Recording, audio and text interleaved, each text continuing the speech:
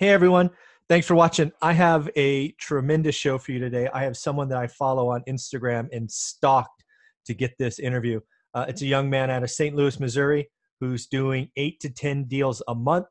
He is, get this, a full-time wholesaler, a full-time flipper, and a full-time landlord. So, you know, he's 8 hours a day each. He's got no time to sleep. So I thought we'd get him on and we'd ask him all kinds of questions. So let's welcome David Dodge to the show. How you doing, David? Hey, I'm good. Thank you for having me, man. I really appreciate it. Thank you. Yeah, no problem. You have a mean Instagram game. It's impressive to see what you put out there. It's like, wow, this guy knows what Thank he's you. doing. Yeah. So Yeah. tell people how to follow you on Instagram. Let's just get that out of the way first.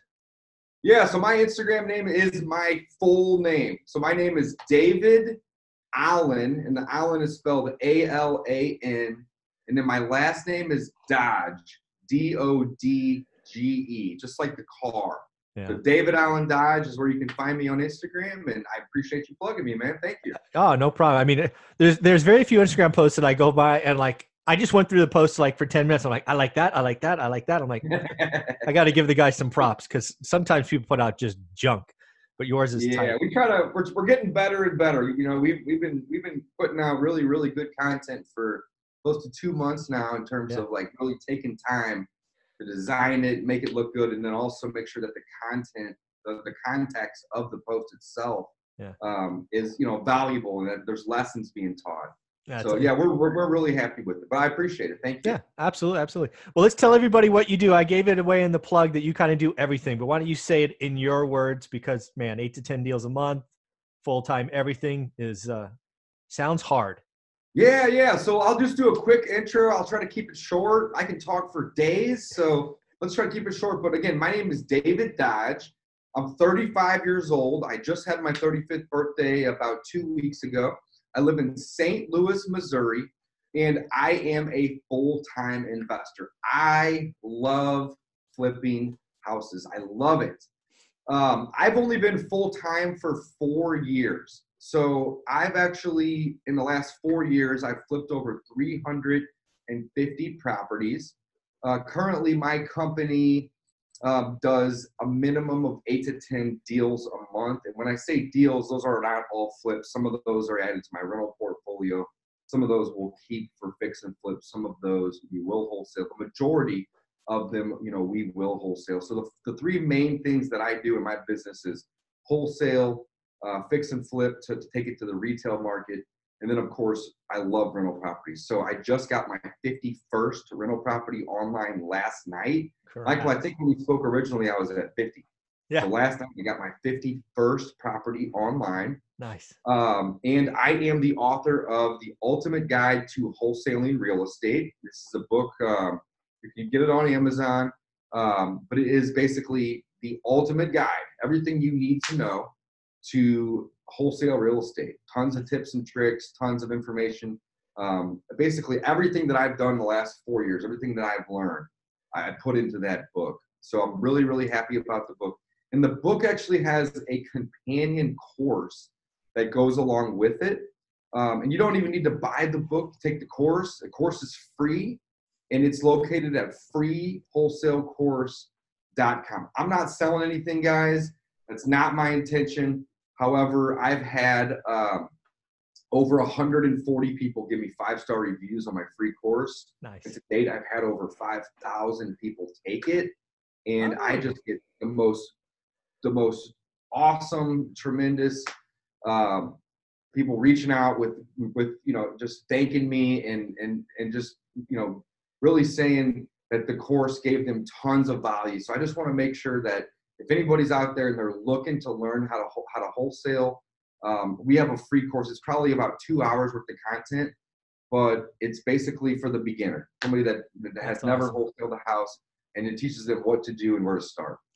That's awesome. And again, I love finding people that are what I call go-givers or giving back to the community. And you're clearly one of them doing that.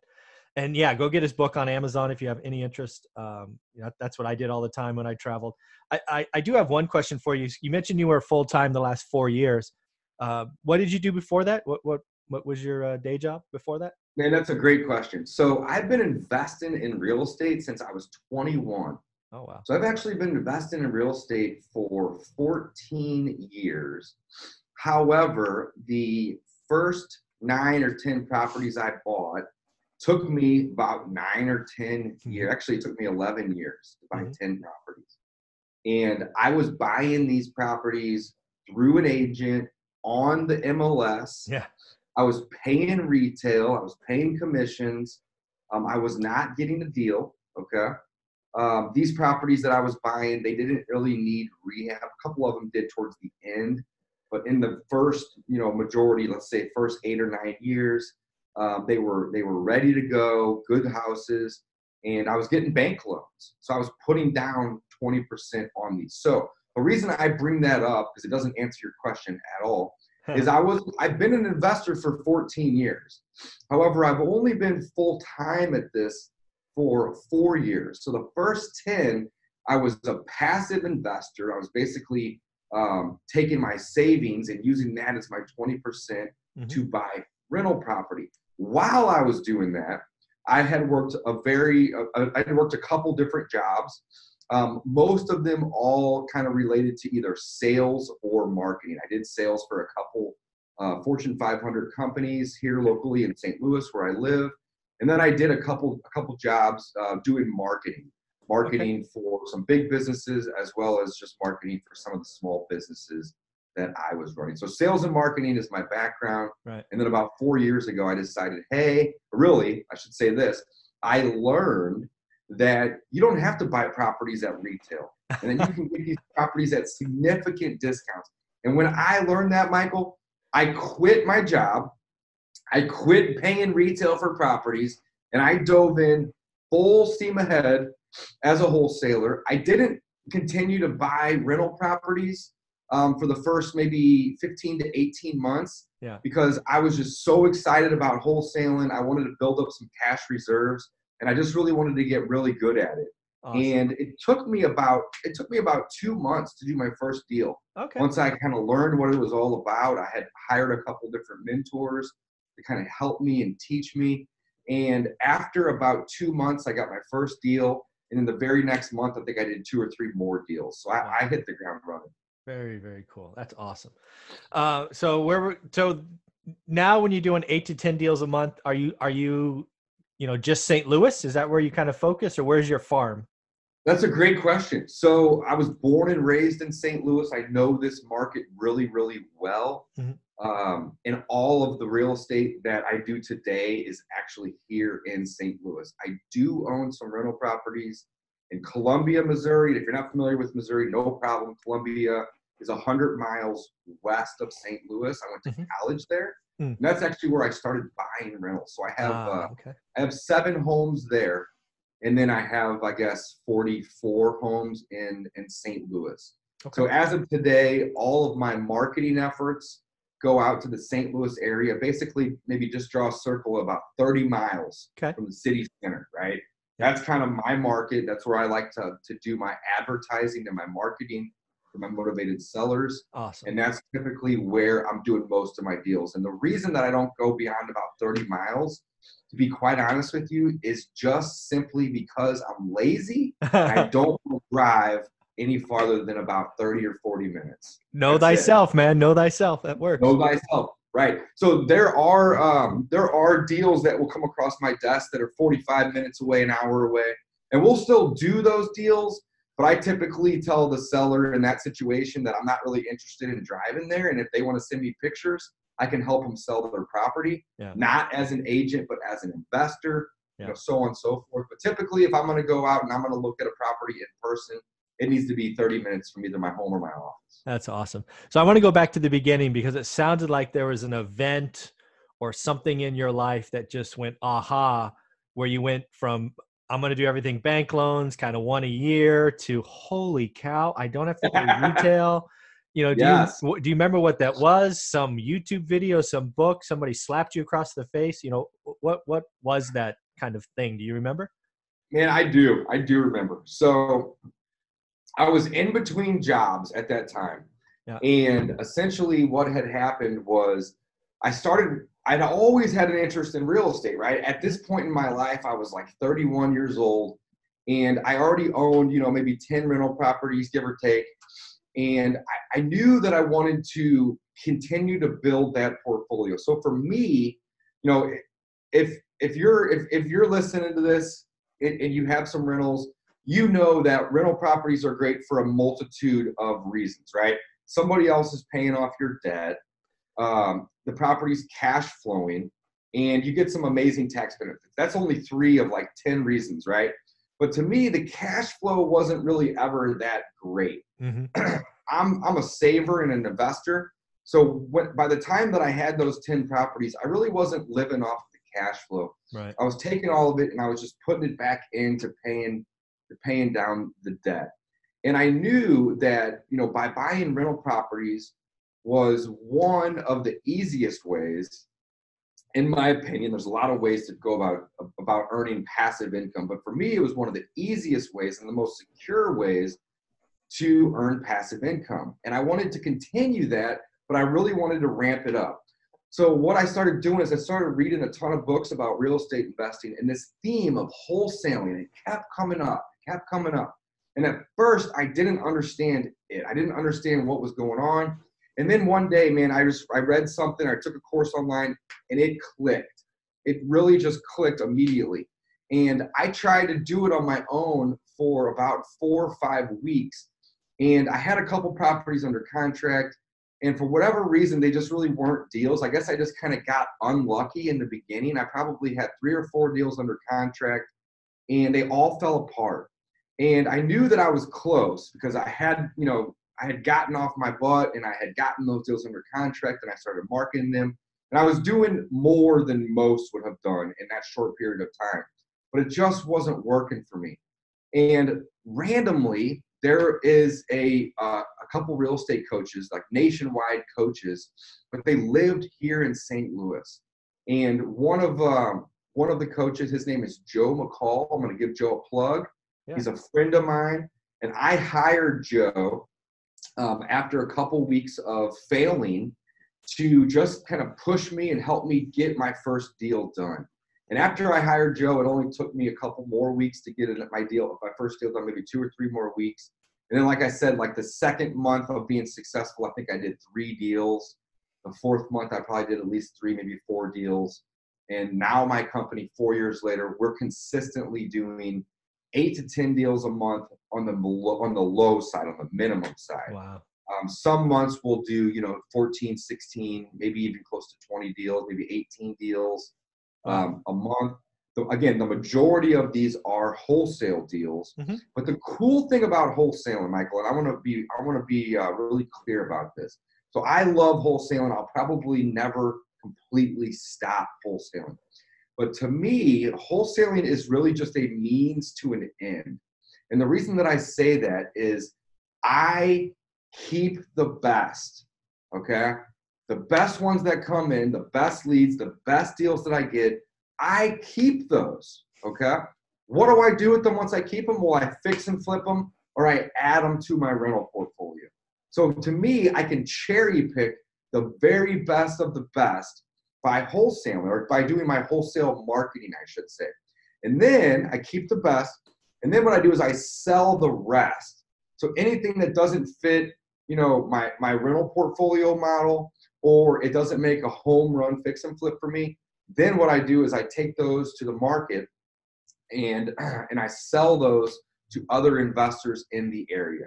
So again, to me, wholesaling is a means to an end, but it allows me to cherry pick the best of the best, and to get the best, the most incredible deals, because we all know if you want to buy a property at 50 or 60 cents on the dollar, which is a home run deal, yeah, you have to find yourself a seller that is motivated. Yep. So I love finding these motivated sellers. I love working with them. And even more than that is I love being able to solve their problems. Okay, so all that I do as a wholesaler, all I do, okay, I do a lot of little things, right? But the main thing that I do is so incredibly simple. I trade convenience for a discount. That's it. If you break down my entire business of wholesaling, That is the highest level. That's the 10,000 foot view. I'm out here running around, wheeling and dealing and talking to people. But at the end of the day, all I do is I trade convenience for a discount. So if we have a minute, I can explain. Go for it. Okay, I'll do quick. When somebody calls me up from one of my yellow letters, one of my bandit signs, one of my online ads, whatever it is that I'm doing to market for these motivated sellers, and they say, Dave, they say, hey, I got a house to sell. I say, great, but before I waste any more of your time, you guys are going to think that I'm crazy, but this is what I say. Great, but before I waste any more of your time, I want to make something really, really clear to you. I'm an investor, and I don't pay retail, okay? I say that before I say anything else. I make that super, super clear. I am an investor, and I don't pay retail. So if that's what you're looking for, I'm going to be more than happy to point you in the direction of one of my friends who's a real estate agent locally, and we can help you get that house listed and sold. However, if you go that route, there's no guarantee it's going to sell. Most agents are going to promise you that it's going to go quick. I'm not going to do that. There's no guarantee that it's going to sell. There's no guarantee that you're going to get the price that you want for it. And then, even though you may get a price that you want for it, you're only going to get to keep about 90 cents on the dollar because you're going to have to pay agent commissions. You're going to have holding costs. You're going to have inspection item reports, or AKA seller concessions. And you're going to have closing costs. You're going to have all these fees and all these things that you're going to have to pay. And it's essentially going to give you about 90 cents on the dollar of what you actually accept. Okay, one thing I didn't mention is you may market for X, and you're probably going to get somewhere a little below maybe 95 to 97% of that, assuming that's a good, reasonable number, right? So if that's what you want, no problem. I can help you with that. If you're looking for somebody to come in and just help you solve a problem that you have, and I'm talking quick, with cash, little to no inspections, then that's when I can help you, okay? So again, what I do is I trade convenience for a discount. Yep. So I'm not rude when I approach this, but I want to let everybody know from the get-go that I don't pay Zestimates. Yeah. Okay. We all know that Zestimates, they're getting better. I have to hand it to Zillow. They're getting better, but they're not necessarily accurate. And if they are close to being accurate, that is what we consider to be the ARV, or the after repair value. And most of the people that come to me, either they are distressed or their property is distressed. And if their property is distressed, that means that it needs work, and oftentimes a lot of work. So what I do is, again, I trade convenience for a discount, and I try to make that very, very clear. I am more than happy to help you. I can close fast, and when I say fast, typically 1 to 2 weeks. And if you're not familiar with wholesaling, that's extremely fast. Most transactions on the MLS are going to take anywhere from 4 to 6 weeks, when I can do it in 1 to 2. Yep. I pay these people cash for their properties, and I don't require them to do any repairs or any cleanouts. So oftentimes people will come to me and they'll have a house that is just trashed. It's just a hoarder lived there. It's a junky house, and they're more worried about cleaning it out than they need to be. So I let them know, hey, I'll pay cash, I close quick, and you can leave it in the condition that it is. You can walk away. I'm going to help solve your problem. But as an investor, I don't buy houses to A, break even, or B, lose money. Yeah. How could I feed my family if I was buying houses and breaking even on them? Every single house I buy it because I want to buy it at a price that makes sense, not because I need to buy it. Exactly. I never buy a house because I need to buy it. If I need to buy something, then that means that I'm probably paying too much. So last year, me and my business partners, we bought 98 houses, and we didn't need any of them. But we bought them because we said, at this price, I can't walk away from it. This is a deal at this price. And, I've been doing this for 4 years full time. I had mentioned the first year, I didn't have this mindset. I didn't have the mindset of, I don't need your house. However, I'll buy it at this price. Yeah. And whenever I kind of took that mindset on about 3 years ago, everything in my business changed for me, because I quit chasing deals. And when I quit chasing deals, I realized that when people get motivated enough, they'll call you back. So when they first call me, and let's say they are motivated, but they're not super motivated, right? Yep. And they're asking, I'm just going to use some arbitrary numbers here, but they're asking, 80 grand for their property, and I offer 65 on the phone. Hadn't even seen the house. I don't chase. 65 is the most I'm going to pay. Maybe if the house is in good condition, I'll go up 1, 2, maybe 3,000. Right. That's it. I quit chasing deals. And what happens is people may not be motivated enough. Excuse me, that's the key word, enough today. Yeah. But in 3 or 5 or 10 weeks from now, they will be. And they often become more motivated. And at that point in time, they can call me back and they can say, hey, that offer you made me, 8 or 10 weeks ago for 65, is that still a viable offer? Is that on the table still? Yeah. And I say, absolutely, it's on the table still. Thanks for calling me back. Yeah. I would love to buy your house, but I can't pay 80. I won't pay 80, but I'll pay 65. So I stopped chasing these deals, and everything kind of changed for me at that point in time. So I'm sorry to give you a crazy long answer to that question. Awesome. But I think there's a couple of lessons that we can all learn, from that right there. No, I think this whole interview has been awesome, and I love the idea of simplifying it, trading convenience for a discount. I think that's awesome. That's it. That's really all we're doing, and I try to make that very clear. And when I'm on the phone with sellers, I use that exact terminology. Mm-hmm. So the only word I don't really use on the phone is wholesaling, and the only reason is they don't understand it. Yeah. But oftentimes when somebody comes to me, and let's say that is same example, they're asking 80, I want to pay 65. It doesn't matter what the ARV is, guys. It doesn't matter what the repair estimates are. Everybody always wants to complicate wholesaling. It is so incredibly simple, okay? So in that scenario, he's asking 80, I'm offering, 65.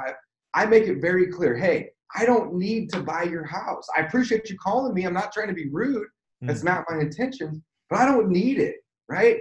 But if you truly just don't want this headache anymore, or you don't want to wait 8 months on the market with an agent, you don't want to show this property, you don't want to fix this property, you don't want to clean it out, you don't want to keep doing all these things to sell it, you don't want to get an inspection report back that's 68 pages long, filled with items that you have to then address. You don't have to do any of that, okay? I am going to make this convenient and easy for you. But in return, I need to get a deal. I don't do this for free. I need to get a deal. And I'll say it just exactly like that on the phone to people. And it really helps them understand that, A, I'm not going to chase. Yeah. My offer is my offer, which is awesome. And 2, it lets them know that if they really are done with their problem, that I can help them. And it's a win-win. And then the third thing that I love about it is it helps screen these people. Yeah. All right. I don't want to go out and waste my time walking through a property of somebody that's not willing to sell it to me at a discount. All right. There's not much convenience I can trade them if I can't get a deal. I'm not really willing to rush out there and look at it, or make them a cash offer that can close in 1 to 2 weeks, or buy that home as is if I don't get a discount. So I try to make these couple simple items very clear to people. And I've found in the beginning, I thought this is going to push people away. People are going to think I'm an a-hole, pardon my language. People are going to think that I'm rude. But what I had found is when I started using that mindset and really just explaining to people, what it is I do and why, they respected me more for it. And they were like, all right, Dave, I get it. 65 is where you're at. Again, in this example, I may try to go hire an agent and list it and maybe try to get, closer to 80. And I say, great, no problem. After 4 months, call me back. I'm here and I'll be ready to buy. That's awesome. 33% of the time, I'd say a third of the time, people will go out and they'll list it for sale by owner. They'll hire an agent. They'll do whatever it is that they think is going to get that house sold, and it won't sell. Yeah. And guess what? They call me back. And I say, great, I'm happy that you tried. It's unfortunate that you just wasted 4 or 6 months, but sometimes it takes that amount of time for somebody to go from somewhat motivated to very motivated. You can't force that on people. They have to decide their own level of motivation. Mm-hmm. So when I say 4 to 6 months, oddly enough, that's how long it takes me to do my average deal, guys. So think about it. When somebody calls, let's say I get 20 phone calls, and I make that presentation on the phone to all 20 of those people. 1 or 2 of those people may be motivated today. And they say, Dave, we get it. You know, you're an investor. You need to make a profit. We'll sell to you at a discount. We just don't even live here. We just want this property gone. Boom. That's a deal. Well, the other 19 calls that I get are people that aren't necessarily motivated enough. They're a little bit motivated, but they're not motivated enough. So I tell them who I am and what I do and what I stand for and how I can help them. And then I make it very clear that I'm helping myself by helping them. I'm not doing this because I need that house. I will buy it at my price because I want that house, right? Totally different, needs and wants. That's awesome. And you know, once you start getting that mindset, everything will change. And then what happens is it takes 4 to 6 months of either me following up with them or them calling me back, and that can work together until they're motivated enough. So we have a big pipeline of deals. Therefore, we're constantly doing, 8 to 10 deals a month on the minimum. But the reason that we're doing that many is because we have a pipeline in the last 4 years of properties that are going in today that aren't motivated enough today, but in 4 or 6 or 8 or even 10, 12 months later, they become motivated, and that becomes a deal for us. That's awesome. That's awesome. One of the things I want to go back to that we don't miss is you can pick the best deals. And I thought let's try to put some numbers around this, right? You wholesale, you get all these deals in, and because you are who you are and you have the experience, you can cherry pick the best ones to keep, the best ones to flip, and the best ones to add to your portfolio. So Sure. if we were going to give somebody kind of an example, like, I don't know how to do this, but let's give it a shot, right? So a deal. What do you got? I'll help you. Yeah, I'm just trying to think. So let's say you get, I don't know, you get 10 deals that come your way, and let's say 2 of them are quote unquote the best, right? The first 8, you just wholesale, go to your cash buyer list. Those are processed out. Fair enough? Fair enough. Okay.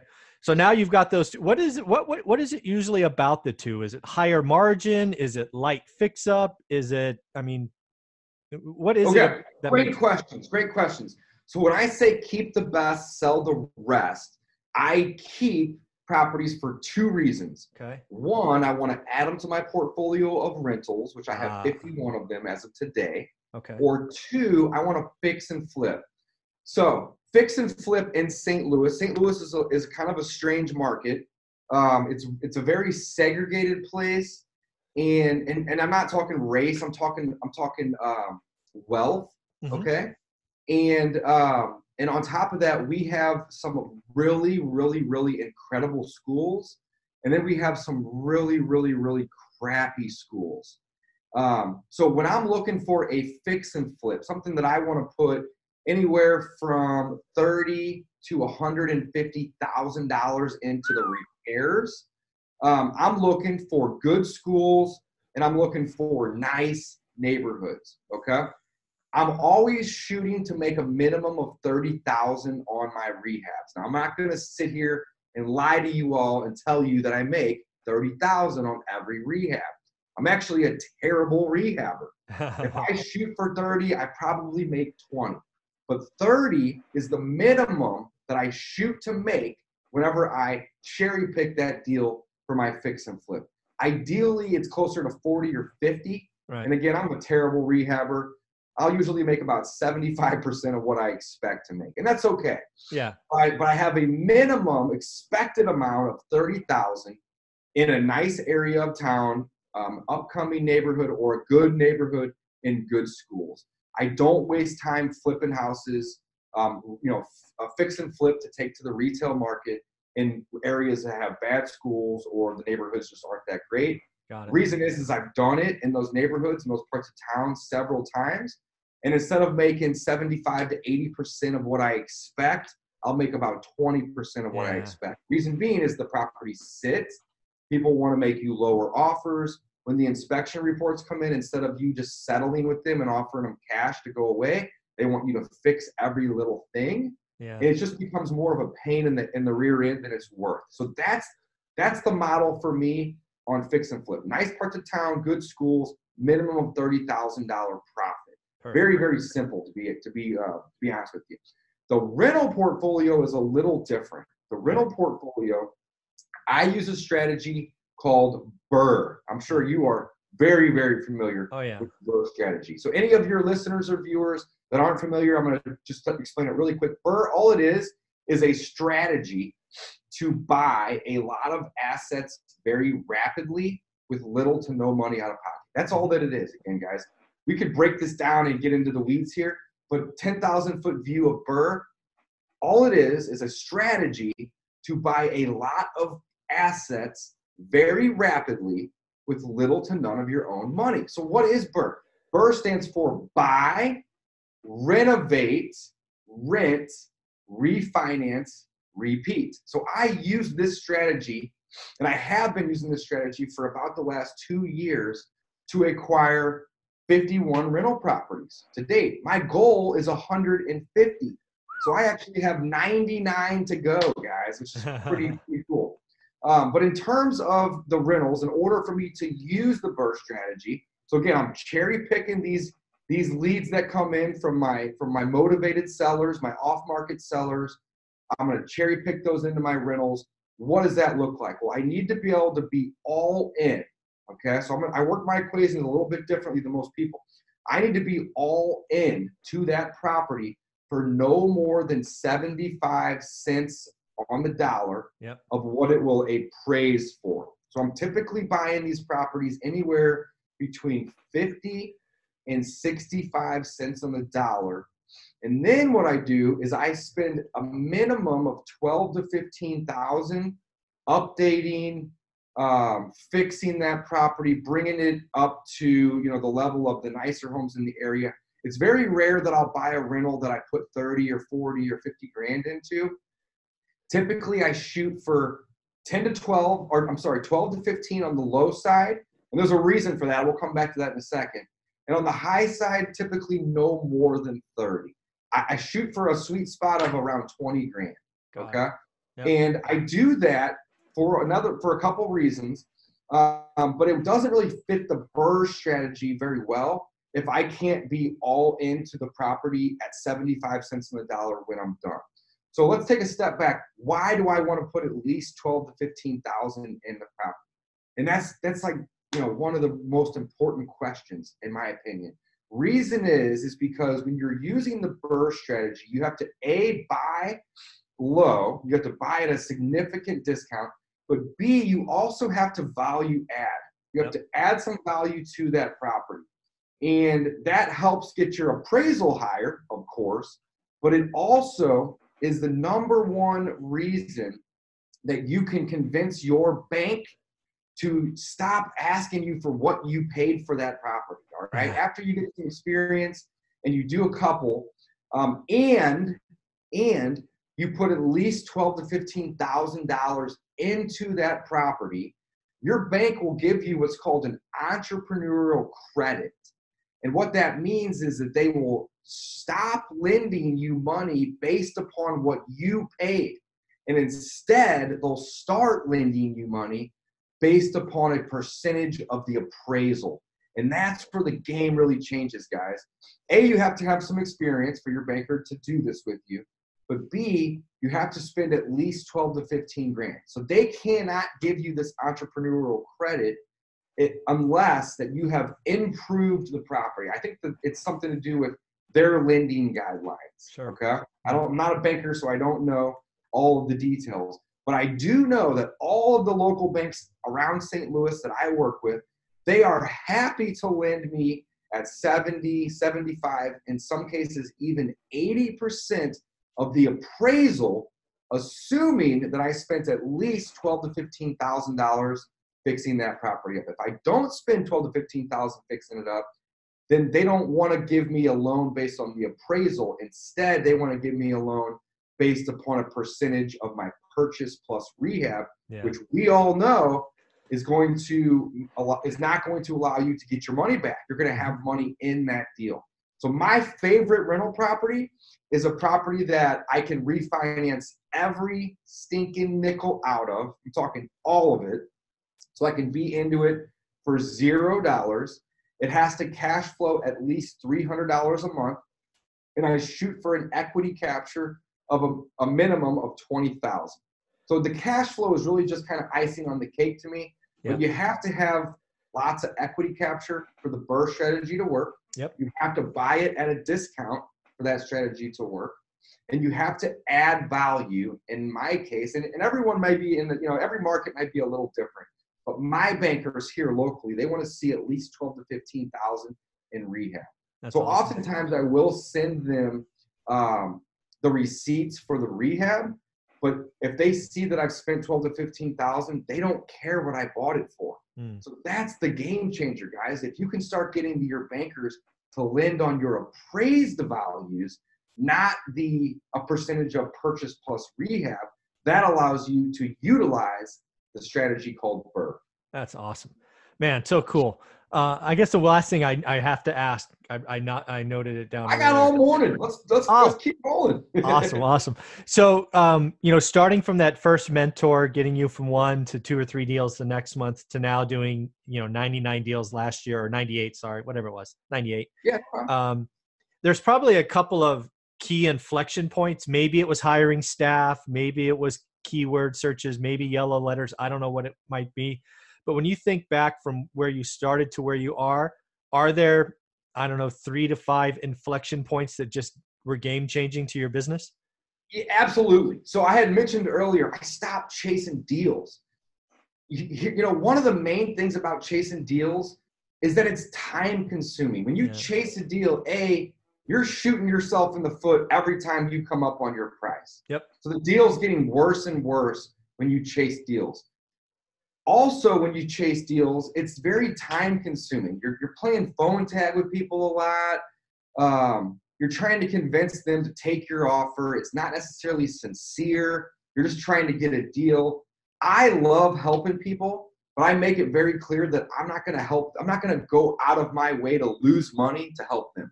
Yeah. Right. It has to be a win-win. So if I can get a good deal on this property, I am more than happy to do the things I mentioned earlier. Pay cash, close quickly, and them not have to do anything. Like they don't have to clean it out or do any repairs. I just really want to make it easy. So when I quit chasing deals, that was a true game changer for me. Okay. Also, whenever I hired a virtual assistant, and the reason that I hired a virtual assistant is I'm not a virtual wholesaler. I don't do this in several markets. I do it in St. Louis, Missouri, and I truly enjoy going on appointments. So that's something. I have a couple people now that help run appointments. They're acquisition folks that I have partnered with or have hired. But I still, to this day, love going on appointments. I'm actually going on one in about 2 hours. And I just love talking to motivated sellers. I like listening to not their problems, but maybe how I can help solve those problems. Yeah. But also how I can get a good deal on a property. So, hiring some help to allow me to have the business continually run while I'm in the car, I'm looking at people's houses, or I'm making offers, was a big game changer, because then somebody else is helping with those follow-up calls. Somebody else is answering the phone live. It's very difficult for me to be on an appointment and tell a seller, hey, can you hold on? I got to take this call that may be 30 minutes. It doesn't work that way, right? You have to give them your full attention. So hiring a virtual assistant, I did that, I would say, within 4 months of starting. In the first 2 months, I was not doing deals really. I was trying, I was learning. I hired Joe, my coach, after about 5 or 6 weeks. So really, I had only been doing deals for about a month and a half when I decided, all right, this is cool. I figured it out. At that point, I had done 4 or 5 deals. I was like, and that's the cool thing about wholesaling. This business is so incredibly simple. Now, I don't want to confuse the word simple with easy. Those are two different things.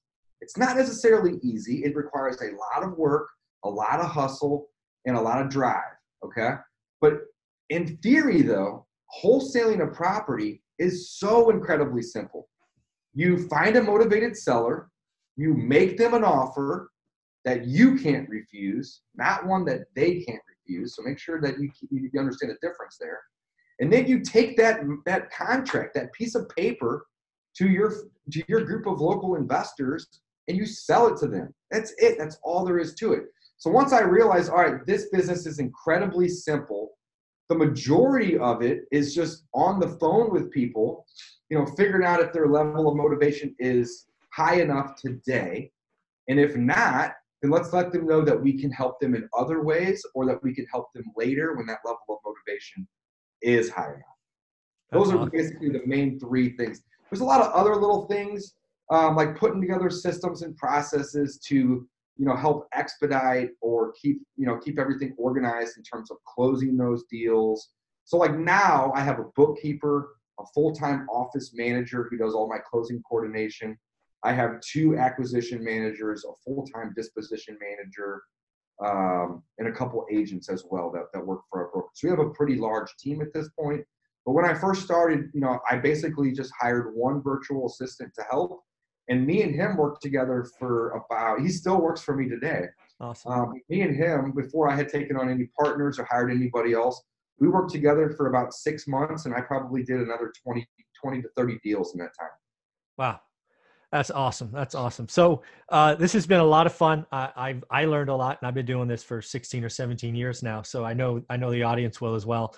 How can people follow you? Please plug your book one more time. Yeah, guys. And I'm not here to sell my book by any means. So here, my book is The Ultimate Guide to Wholesaling Real Estate. Me and my partner, Mike Slane, wrote this book together. And it has, I'm going to kind of get a little close to the camera if you're looking, it has a free course. There's a free course included. So if you don't want to buy the book, that's fine. I'm not here to make money off the book. Go check out the free course, because it's basically the book just done via video. And you can find the free course. It's got the best domain in the world. It's freewholesalecourse.com. Right to the point. So that's me. That's the book. That's the course. Again, I'm not here to sell anything, guys. I just want to help and give back. I've had a lot of people help me over the years, and just being able to help and give back, really, really makes me happy. And Michael, you had mentioned that you follow me on Instagram. That would be the place to connect with me. I spend a lot of time on Instagram. I truly love that platform. So instead of giving you guys, emails or anything like that, just go follow me on Instagram. It's David Allen Dodge.